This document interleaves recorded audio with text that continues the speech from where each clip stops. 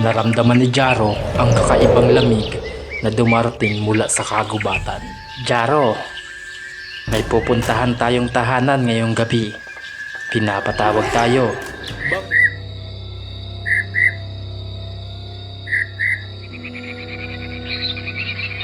Tata Simon, Jaro, naparito ako upang magbigay ng babala.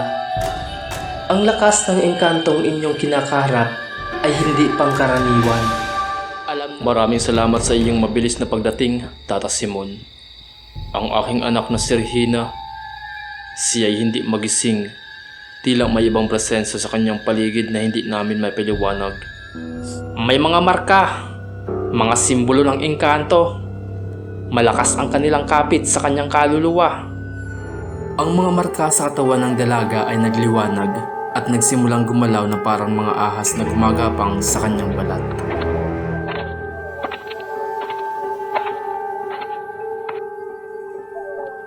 Magsisimula na tayo. At isang malakas na puwersa ang tila humahata sa kanila patungo sa ibang mundo. Nakita ni Jaro ang paligid na nagsisimulang magbago. Ang mga dingding ay tila natutunaw at nagiging bahagi ng isang madilim na kagubatan. Maligayang pagdating sa aking kaharian. Ako ang engkantong nagmamay-ari sa kaluluwa ng dalagang iyon. At hindi ko kayo hahayaang kunin siya ng ganoon na lamang. Ang engkanto ay mabilis na sumalakay. At sa isang kisap mata, napasubsob si Jaro sa lupa.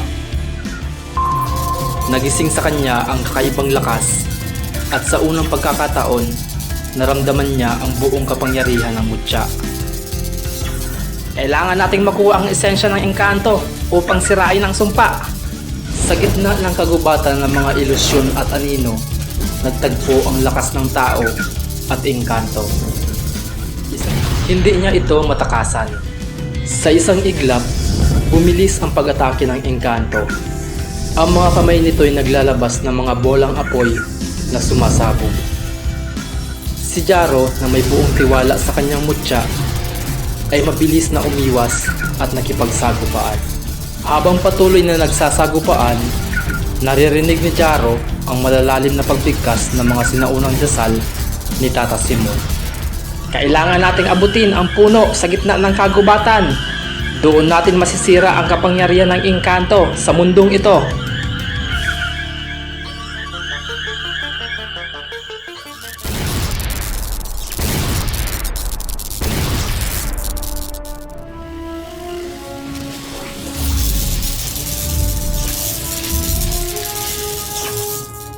Sa bawat hakbang patungo sa puno, dumarami ang mga nilalang na sumasalubong sa kanila. Mga itim na anino na nagdadala ng kilabot sa buong paligid. Mga lumilipad na ligaw na kaluluwang nagtataglay ng makamandag na sumpa. At mga nilalang na nag-aalab sa dilim. Ngunit si Jaro ay determinado. Gamit ang lakas na hatid ng mutya, humataw siya at tinumba ang bawat kalaban. Ramdam niya ang pagkibot ng lupa sa bawat tagumpay. At ang bawat galaw niya ay parang isang alon ng enerhiya na sumusupil sa kanilang mga kaaway. Kasabay nito, patuloy naman ang pagbigkas ni Tata Simon ng mga orasyon na tila sumusunog sa hangin. Ngunit isang kaluskos mula sa gilid ang nagbukas ng bagong panganib. Isang nilalang na hugis bato, ngunit may buhay ang umigpaw mula sa dilim. Sumugod patungo kay Tata Simon. Itay, ingat!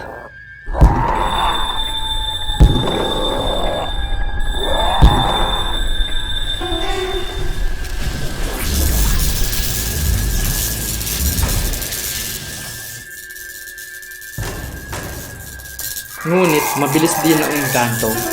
Habang abala si Jaro sa pagtatanggol kay Tata Simon, ginamit ang engkanto ang pagkakataon upang ilunsad ang isang matinding pag-atake.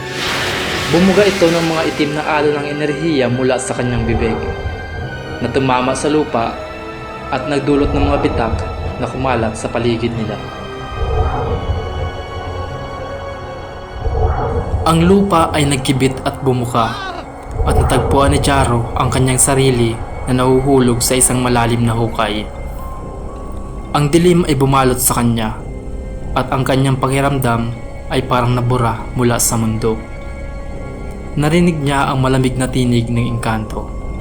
Ngayon, ipapakita ko sa iyo ang tunay na takot. Pagbagsak sa ilalim ng hukay, hindi na malaman ni Jaro kung nasaan siya. Ang kanyang paligid ay tila naglaho, naging isang walang katapusang dilim. Naririnig niya ang mga sigaw ng kanyang mga magulang noong gabing namatay sila sa trahedya. Naririnig niya ang mga iyak at mga boses na nag-uudyok sa kanya na sumuko na wala siyang magagawa. Jaro! Anak! Huwag kang magpatalo sa takot. Laging tandaan, ang mutya ng ngipin ng kalabaw ay hindi lamang nagbibigay lakas sa katawan. Pinapalakas din ito ang puso. Napahawak si Jaro sa mutya at unti-unti niyang naramdaman ang init nito. Ramdam niya ang bigat ng sakit ng kanyang nakaraan. Ngunit ngayon, tila ba may naglalagablab na apoy na bumabalot sa kanya. Isang apoy ng determinasyon at pagmamahal sa kanyang amain. Hindi ko kayang iwan si Tata Simon. Hindi ko kayang iwan si Regina. Hindi ako susuko dito. Ang dilim sa paligid ni Jaro ay unti-unting naglaho at isang malakas na ilaw ang bumalot sa kanya. Nang magmulat siya ng mata, naroon na siya sa paanan ng punong tinutukoy ni Tata Simon. Nakikita niya sa harapan ang engkanto na humahadlang sa kanila. Muling nagtagpo ang ating mga landas, batang lalaki. Ngunit ngayon, masusubukan natin ang iyong tunay na tapang. Ramdam ni na Jaro ang Tata Simon ang puno ng kaluluwa. Tumitindi ang atmosfera sa paligid sa bawat oras na dumaraan. Ang liwanag ng buwan ay halos nawawala. Tinatakpan ng mga maiitim na ulap na tila may dalang masamang sumpa. Ang paligid ay nababalot ng hamog. Pero sa bawat dampi ng simoy ng hangin, nararamdaman ni Jaro ang unti-unting pagtaas ng temperatura. Isang indikasyon ng esensya ng engkanto. Paglingon ni Jaro sa likuran ng puno, nagulat siya sa paglabas ng 3 aswang na nagpapakawala ng mga nakakakilabot na mga ungol. Walang kakaibang abilidad ang mga ito, ngunit ang kanilang mga mata ay tila nagbabaga at ang mga pangil ay matatalas. Sumugod ang mga ito kay Jaro na may layuning lamunin siya ng buhay. Ang unang aswang ay nagmamadaling sumugod kay Jaro. Bumubungis-ngis na parang gutom na lobo. Agad itong binigwasan ni Jaro ng kanyang kamao. At sa lakas ng kanyang suntok, ang ulo ng aswang ay napatingala at tumilapon pabalik. Umatras agad si Jaro palayo na makita niyang sumusugod ang 2 natitirang aswang. Mabibilis na gumagapang na parang mababangis na hayop. Ang pangalawang aswang ay sinubok agatin si Jaro sa balikat. Ngunit mabilis siyang umiwas at nagpakawala ng isang malakas na sipa sa tagiliran to. Dahilan upang bumaluktot ang katawan ng aswang, bumagsak sa lupa at nawala ng malay. Hindi pa rin tumigil ang huling aswang na mas matapang at mas galit. Hawak nito ang isang matalim na sibat mula sa engkanto at ginamit ito bilang armas. Nag-aakalang magkakaroon ng kalamangan laban kay Jaro. Ngunit sa isang mabilis na galaw, iniwasan ni Jaro ang sibat at pinasok ang depensa ng aswang. Nagbigay ng isang matinding suntok na nagpasabog sa dibdib ng aswang nang bumagsak sa lupa at wala ng buhay. Nang makita ng engkanto na napawi na ang kanyang mga alagad, lumitaw siya mula sa likod ng puno. Hawak ang nagliliyab na apoy sa kanyang kamay. Ang kanyang presensya ay nagdulot ng biglaang pag-init sa paligid. at kahit ang hangin ay tila nagliliyab sa galit. Ang lakas mo. Pero tingnan natin kung kakayanan mo ang init ng aking buo. Agad na nagpakawala na naglalagablab na bola ng apoy ang engkanto. Isang apoy na humahampas sa hangin na parang bulalakaw. Mabilis na umiwas si Jaro. Tumatakbo sa pagitan ng mga puno upang iwasan ang sunod-sunod na mga pagsalakay ng apoy. Sa bawat pag-iwas, nararamdaman niya ang init na parang sumusunog sa kanyang balat. Sa bawat paglusob ni Jaro, ang engkanto ay nakahanda. Nagpalabas ito ng isang higanteng haligi ng apoy na nagsilbing panangga. Nagdulot ng matinding init at iniwas si Jaro na pilit umiwas mula sa mga nag-aalab na apoy. Nakahanap si Jaro ng sandaling kahinaan na makita niya nagkokonsentra ang engkanto sa kanyang susunod na pag-atake. Tumakbo siya palapit. Binuo ang lakas sa kanyang mga paa at tumalon sa ere. Pagbagsak ni Jaro sa harap ng engkanto, isang bugso ng apoy ang biglang bumalot sa kanilang dalawa. Napatigil siya sandali at doon nakita ng engkanto ang pagkakataon. Hinampas siya ng engkanto na nagliliyab na kamao. Ngunit tinakpan ni Jaro ang kanyang sarili at nasalo ang apoy gamit ang kanyang braso. Naramdaman niya ang matinding init at hapdi. Ngunit tinutok niya ang kanyang lakas upang labanan ang kirot. Agad na naglabas ang engkanto ng isa pang pag-atake. Isang patalim na gawa sa apoy. Pinagsasaksa kay Jaro na nagawa niyang iwasan sa pamamagitan ng mabilis na galaw. Hindi siya nagbigay ng pagkakataon. Sa halip, ginamit niya ang mga sangalang puno sa kanyang paligid bilang tulay upang makalapit sa engkanto. Nang matapat siya sa muka ng engkanto, pinakawalan niya ang isang suntok na may buong puwersa at tinamaan ang engkanto sa panga, dahilan upang ito'y umatras.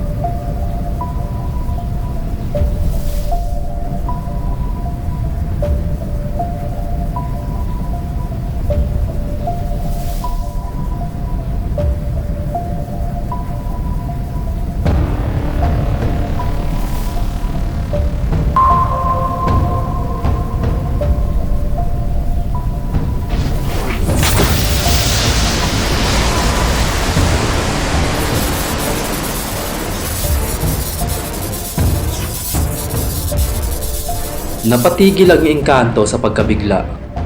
Ngunit agad itong nakabawi. Nag-umpisa itong magbuo ng isang napakalaking bola ng apoy sa kanyang mga kamay, na tila pinagsasama-sama ang lahat ng kanyang natitirang lakas. Habang lumalaki ang bola ng apoy, naramdaman ni Jaro ang tumitinding init na dumadapo sa kanyang balat na tila susunugin siya ng buhay. Alam niyang ito ang kanilang huling yugto ng labanan. Bumuo ng plano si Jaro sa kanyang isipan. Kailangan niyang sumugod bago pa mabuo ng engkanto ang kanyang huling pag-atake. Tumakbo siya ng buong bilis. Ang bawat hakbang ay nag-iiwan ng bakas ng liwanag mula sa mutya. Bawat hakbang ay napakalakas na tila nagmamadaling kulog. Nang makalapit na siya, tinapatan niya ang engkanto ng isang matinding sipa upang maantala ito.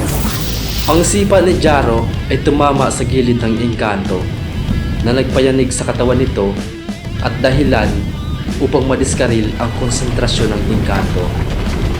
Ang bola ng apoy ay gumuho at nagpakawala ng isang malaking pagsabog ng liwanag. Ngunit hindi pa natapos si Jaro. Sa gitna ng pagsabog, pinakawalan niya ang lahat ng natitirang lakas ng mutya. Nagdulot ng isang suntok na bumiyak sa katawan ng engkanto. Napasigaw ang engkanto sa matinding sakit. Habang bumabalot ang bughaw na liwanag sa katawan nito, unti-unti itong nagiging abo na para bang natutupok ng sarili niyang apoy. Sa wakas, bumagsak ang engkanto sa lupa. Naglaho bilang isang hanay ng mga nagbabagang abo. Si Jaro, hingal na hingal at sugatan, ay lumapit kay Tata Simon na nanonood mula sa isang ligtas na distansya. Hanga ako, anak! Hindi ko inakala na magagawa mo iyon. May lakas tayo dahil sa paniniwala natin sa ating kakayahan, sa mutya at sa bawat isa.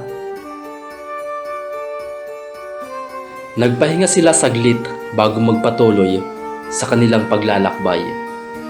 Dala ang aral na sa bawat laban ay may panibagong hamon at sa bawat hamon ay mas lalo silang nagiging matatag.